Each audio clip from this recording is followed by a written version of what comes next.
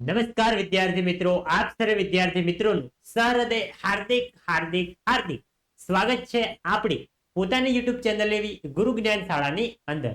તો વિદ્યાર્થી મિત્રો, આજના આ વિડીયોની અંદર આજે આપણે ધોરણ 8 વિષય હિન્દીની અંદર સેમેસ્ટર 1 માં જે તમારો ત્રીજો ચેપ્ટર છે અંતરિક્ષ પરી સુનિતા વિલિયમ્સ, તો એનું આજે આપણે સ્વાધ્યાયનું સંપૂર્ણ સોલ્યુશન આ વિડીયોની અંદર જોવાના છીએ.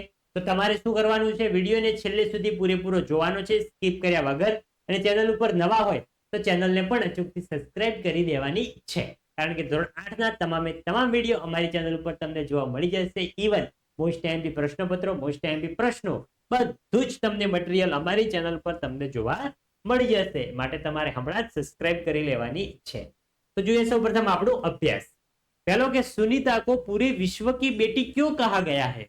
तो पृथ्वी भले अनेक देशों में बटी है, लेकिन अंतरिक्ष सारे विश्व का एक ही है. इसीलिए अंतरिक्ष यात्री सुनीता को पूरे विश्व की बेटी कहा गया है. कारण કે સુનિતા વિલિયમ્સ જે છે મિત્રો અંતરિક્ષમાં રહીને આવી છે, અંતરિક્ષમાં પોતાનો સમયગાળો પસાર કરીને આવી છે, અને અંતરિક્ષ તો આખા વિશ્વનું છે. તો આ પરથી કહી શકાય કે સુનિતા વિલિયમ્સ को पूरे विश्व की बेटी कहा गया है. आगे जाइए प्रश्न नंबर 2 कि महिलाएं विभिन्न क्षेत्र में देश का नाम रोशन कर सकती है, इस बारे में आपका क्या मत है? तो જોઈ શકો છો સંપૂર્ણ જવાબ આપણો લખેલો છે વિડીયોમાં. તમારે વિડીયો સ્ટોપ કરી સંપૂર્ણ પ્રશ્નનો જવાબ ધ્યાનથી શાંતિથી વાંચી લેવાનો છે, પછી લખવાનો છે. ને એવું નથી કે આજ લખવો, તમે તમારા પોતાના મંતવ્યો પણ લખી શકો છો. આગળ જઈએ તો આગળ છે પ્રશ્ન નંબર 3 कि कड़ी मेहनत, दृढ़ निश्चय और प्रतिभा के बल पर व्यक्ति अपनी मंजिल पा सकता है. चर्चा कीजिए. तो જોઈએ આમાં મિત્રો शिशिर, शशांक और सोनम की चर्चा તમને આપી છે. એમાં शिशिर, सोनम, तुम्हारे भाई दीपू ने तो सचमुच कमाल कर दिया. कल मैच में उसने दोहरा शतक बनाया. दोहरा शतक यानी कि 200 रन. उसे खेलते देखना कितना अच्छा लग रहा था. આગળ જઈએ તો ત્યારે सोनम बोले છે उसे बचपन से ही क्रिकेट का बेहद शौक है. छोटा सा था तो घर के आंगन में माँ गेंदबाजी करती थी और दीपू भैया बल्लेबाजी. घर के आंगन में माँ गेंदबाजी करती थी और दीपू भैया, वाक्य रिपीट થઈ ગયો टाइपिंग मिस्टेक में, बल्लेबाजी करता था. स्कूल और कॉलेज में भी क्रिकेट उसका मुख्य शौक था.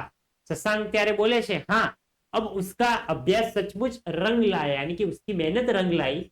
सोनम, राष्ट्रीय टीम के लिए भी उसे चुन लिया गया है. शशांक ત્યારે बोले छे क्रिकेट ही नहीं, किसी भी क्षेत्र में सच्ची लगान से किया गया परिश्रम एक दिन अवश्य सफल होता है. बड़े बड़े वैज्ञानिक, लेखक, संगीतकार, नेता, अभिनेता सब कड़ी मेहनत करके ही आगे आए हुए हैं. जिसे ત્યારે बोले छे लेकिन भाग्य का भी तो साथ होना चाहिए ना. अकेली मेहनत से कुछ नहीं होता, हमारा भाग्य का भी साथ होता है तो हम आगे बढ़ सकते हैं. सोनम ત્યારે बोले छे मैं तो मानती हूं कि कड़ी मेहनत, दृढ़ निश्चय और प्रतिभा से ही भाग्य बनता है. जिसके पास ये तीनों है वही भाग्यवान है और वही सफलता के प्राप्त है. तो તમે સતત મહેનત કરતા રહેશો, તમારું ભાગ્ય પણ તમને સાથ આપવા માંડશે. અને જો તમે મહેનત નહીં કરો, તમારું ભાગ્ય પણ તમને ક્યારે સાથ નહીં આપે. પ્રશ્ન 4 છે कि आप बड़े होकर क्या बनना चाहते हो और क्यों बनना चाहते हो? તો અહીંયા મિત્રો જે છે એ ડોક્ટર વિશે લખેલું છે. તમે જે બનવા ઈચ્છતા હોય એ તમારે લખવાનું છે, ને તમે શા માટે એનું કારણ પણ તમારે આપવાનું છે. પ્રશ્નનો જવાબ જાતે તમારે લખવાનો છે. નેક્સ્ટ હવે આપણે આગળ વધીશું. તો અહીંયા આપણું અભ્યાસનું આપણે સોલ્યુશન પૂરું કરીએ છીએ. હવે આપણે આપણો સ્વાધ્યાય જોઈએ. તો પહેલો છે निम्नलिखित प्रश्नों के उत्तर दीजिए. એમાં પહેલો कि सुनीता कितने समय तक अंतरिक्ष में रहकर लौटी. अति मोस्ट एमपी प्रश्न परीक्षाની અંદર પૂછાઈ શકે છે. तो सुनीता 149 दिन, 18 घंटे और 58 मिनट अंतरिक्ष में रहकर लौटी है. नेक्स्ट आगे बढ़िए.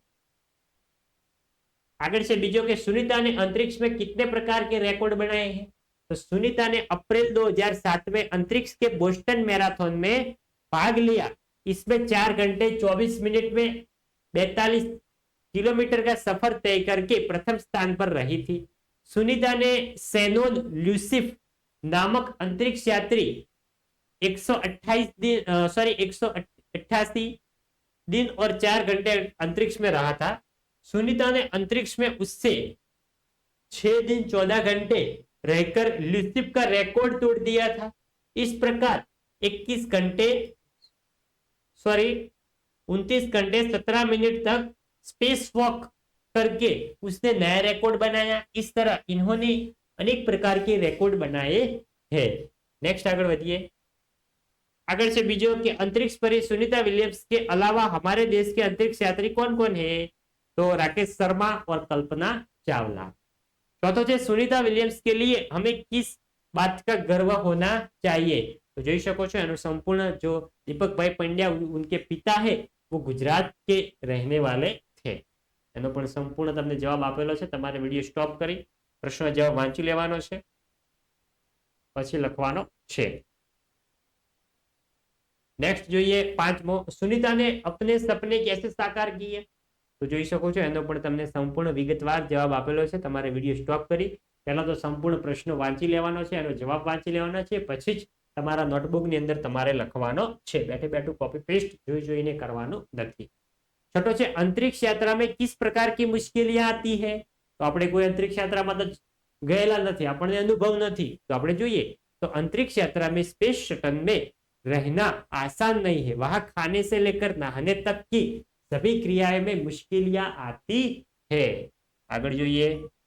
આગળ છે બીજો, નિમ્નલિખિત પ્રશ્નों के उत्तर दो दो वाक्य में दीजिए। थोड़ा मोटा प्रश्न है। पहलो, अहमदाबाद हवाई अड्डे पर उत्तेजना क्यों थी? तो अहमदाबाद हवाई अड्डे पर उत्तेजना थी क्योंकि अंतरिक्ष यात्री सुनीता विलियम्स हवाई जहाज से वहां पहुंची थी। कहा नहीं पण आवशे वहां। वहां અહીંયા टाइपिंग मिस्टेक થઈ ગયેલ છે। नेक्स्ट આગળ જઈએ।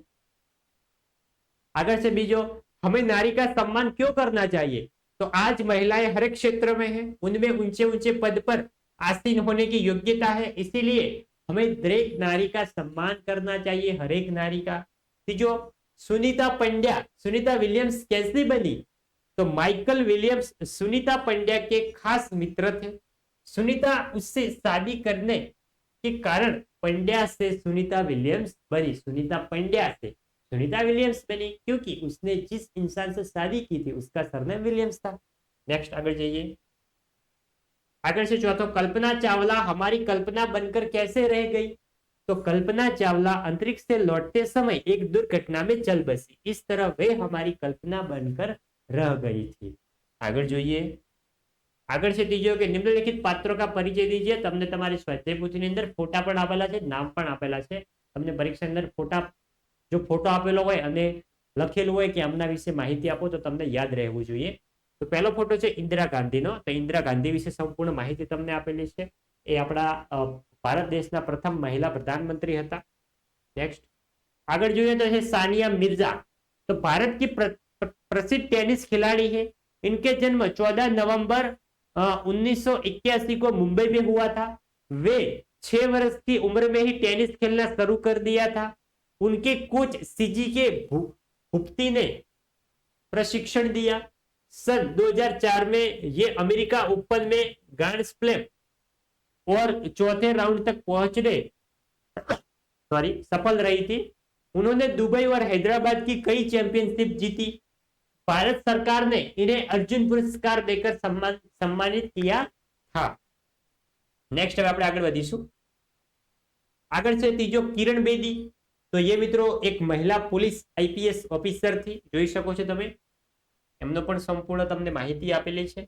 આગળ છે મલ્લિકા સારાભાઈ। તો वे प्रसिद्ध नृत्यांगना थी। એમના વિશે પણ કુચુપુડી ભરતનાટ્યમ में पारंगत थी वो। એમના વિશે પણ સંપૂર્ણ માહિતી આપેલી છે। તમારે વિડિયો સ્ટોપ કરી વાંચી લેવાનું છે। પરીક્ષાની અંદર આ એક આધુ તો અવશ્ય પૂછાશે જ। कल्पना चावला। तो भारत की प्रथम महिला अंतरिक्ष यात्री किसे माना जाता है? कल्पना चावला को। देखिए आगे से पीटी उषा। तो उड़नपरी और स्वर्गबाला के नामों से प्रसिद्ध दौड़वीर थी। इनका जन्म 27 जून 1964 को कोझीकोड़ा में हुआ था। कोच माम्बियार ने इनको प्रतिभा को पहचाना और प्रशिक्षण दिया। विभिन्न दौड़े में स्वर्ण रजत पुरस्कार जीते। सन 1986 के एशियन खेलों में 4 स्वर्ण पदक जीतकर देश का गौरव बढ़ाया था। गोल्ड मेडल जीत्या था तेमने। आगे जाइए। तो आगे से चौथो, चित्र के आधार पर काव्य लिखिए। तो एक सरस मजाનું તમને ફૂલ ખેલેલું છે, ફૂલનું ચિત્ર આપેલું છે, એના પરથી આપણે કાવ્ય લખવાનું છે। कितना सुंदर प्यारा फूल देखो, रहा हवा में झूल रहा देखो, मधुर मधुर इसकी मुस्कान, यह तो है बाग की शान। તમે તમારા રીતે બીજી પણ કાવ્ય બનાવી શકો છો। હવે છે પાંચમો, પરિચિત का शुद्ध रूप से अनुलेखन कीजिए। તો જે તમને આ આપેલો છે પેરેગ્રાફ, એનું તમારે સારા અક્ષરે અનુલેખન એટલે કે ફરીથી લખવાનો છે। તો વિદ્યાર્થી મિત્રો, આ હતું આપણું ધોરણ 8 વિષય હિન્દીની અંદર સેમેસ્ટર 1 માં પાઠ નંબર 3 જે છે તમારો અંતરિક્ષ પરી સુનિતા વિલિયમ્સ, એમનું સ્વાધ્યાય અને અભ્યાસ બંનેનું સંપૂર્ણ સોલ્યુશન। તો વિદ્યાર્થી મિત્રો, અમારો વિડીયો તમને સારો લાગ્યો હોય તો વિડીયોને અચૂકથી લાઈક કરીને જવાનું છે। ચેનલ ઉપર નવા હોય તો ચેનલને પણ અચૂકથી સબસ્ક્રાઇબ કરીને જજો। મળીશું આવનાર આવા જ વિડીયો સાથે। ત્યાં સુધી આવજો। જય હિન્દ, જય ભારત।